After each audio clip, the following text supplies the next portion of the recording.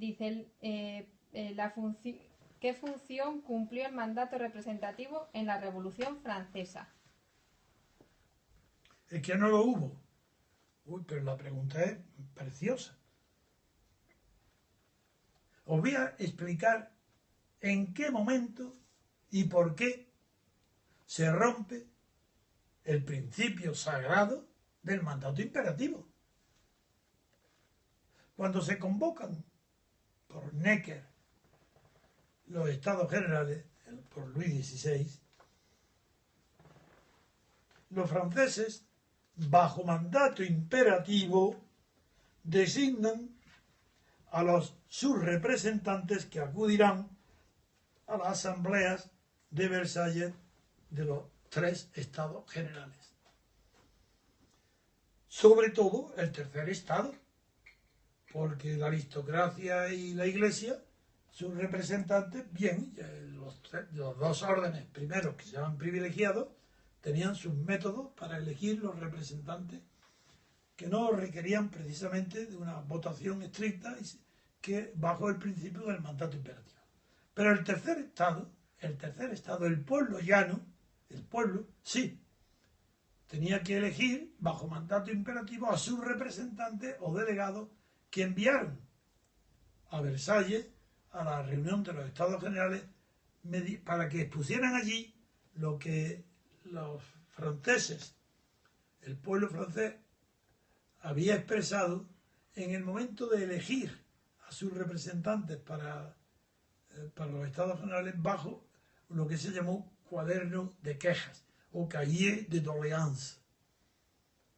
Eso llegaron a la reunión de los Estados Generales con que ese principio de mandato imperativo fue leal y real.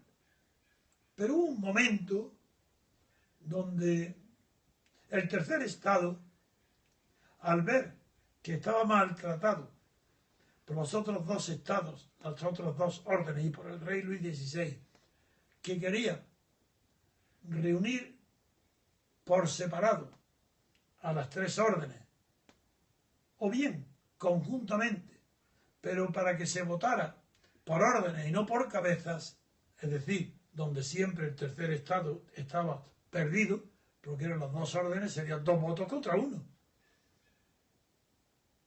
Se reunió en una asamblea del tercer Estado, que no era en modo alguna asamblea nacional, era la asamblea del tercer Estado en Versalles. Se reúne y allí se comprometen a no disolverse mientras el rey Luis XVI no acepte que en esa asamblea del tercer Estado vengan también a reunirse los otros 2 órdenes, es decir, la aristocracia, la nobleza y la Iglesia.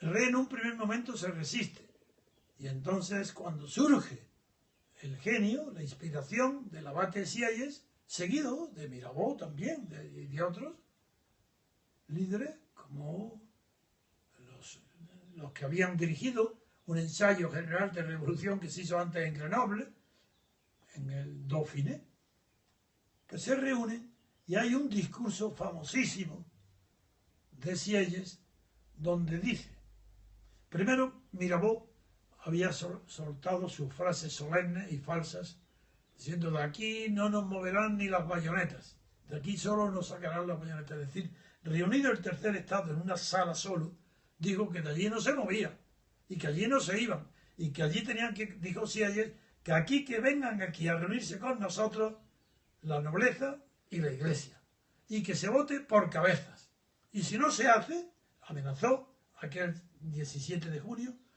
amenazó con la abstención fiscal, no pagar los impuestos. Fue tal la conmoción que produjo que el rey perdió la batalla y ordenó a la nobleza y al clero que se reuniera con el tercer Estado. Pero antes de que eso sucediera, tuvieron lugar 2 fenómenos. Primero, fue a iniciativa de Sieyes, la Asamblea del Tercer Estado acordó llamarle Asamblea Nacional, que era mentira, porque no estaban reunidos más que el tercer estado, el pueblo llano, la burguesía, nada más, y les llamó Asamblea Nacional. Segundo, ahí hay un discurso de Sieyès que contesta directamente a lo que me habéis preguntado, a la pregunta. Y allí Sieyès dice: hemos estado bajo mandato imperativo desde que llegamos aquí, estaban obligados por el mandato imperativo. Y ese mandato imperativo se nos dio para las reformas que necesitaba el Estado, no tanto, sino como para resolver el problema financiero del Estado. Y el cuaderno de quejas tiene una enumeración de todo lo que nos pide el pueblo francés, el pueblo llano, bajo mandato imperativo, que hemos aceptado. Pero lo que no estaba previsto es que hagamos ahora una reforma del Estado, que cambiemos de Estado. Eso no estaba previsto. Por tanto, si no estaba previsto en el momento de elegirnos, no puede haber un mandato imperativo. Si nadie, ni ellos ni nosotros, pensábamos que nos íbamos a encontrar en la situación que nos encontramos. Ahora estamos en una situación, en un estado de necesidad, y tenemos que hacer cosas nuevas para las que no estamos mandados. El pueblo no nos ha mandado aquí para lo que vamos a hacer, porque no sabíamos, ni el pueblo ni nosotros sabíamos que nos íbamos a encontrar en esta situación. Por tanto, queda suspendido el mandato imperativo. Eso fue una decisión consciente del tercer estado, de los diputados del tercer estado. Y claro, yo lo justifico, pero añado algo que ellos ya no añadieron, porque las circunstancias lo sobrepasaron. Y no hubo un genio de verdad en toda la Revolución Francesa que dominara los acontecimientos. ¿Cómo en este sentido? Pues un genio que dijo: es verdad que vamos a actuar sin mandato imperativo hasta que haya una asamblea de reforma, pero desde el momento en que estemos constituidos en una asamblea no constituyente, que para eso no tenemos mandato, sino en una asamblea legislativa, tenemos que volver al mandato imperativo. Y eso no se hizo nunca. Esa es la razón por la cual el mandato imperativo, los ignorantes que no saben nada de la Revolución Francesa, creen que tiene que estar prohibido. Y prohíben el mandato imperativo cuando es los hechos los que impidieron aplicarlo. Ese es un desconocimiento absoluto de la historia de la Revolución Francesa, un desconocimiento absoluto de lo que es el mandato imperativo y otro desconocimiento absoluto de las causas que, contra la voluntad de los diputados, les empujaron a prohibir, no, a suspender la aplicación del mandato imperativo mientras duraran las circunstancias imprevistas que no habían sido, que no podían haber sido dado origen a una prohibición del mandato, a un mandato distinto, porque el mandato imperativo está prohibido durante un tiempo porque no había oportunidad de cambiar ese mandato con unas nuevas órdenes del pueblo a los representantes. Esa es la historia y la verdad. El mandato imperativo ha de recuperarse. La Constitución no. Toda ley electoral que no esté basada en el mandato imperativo es una ley electoral falsa, corrupta.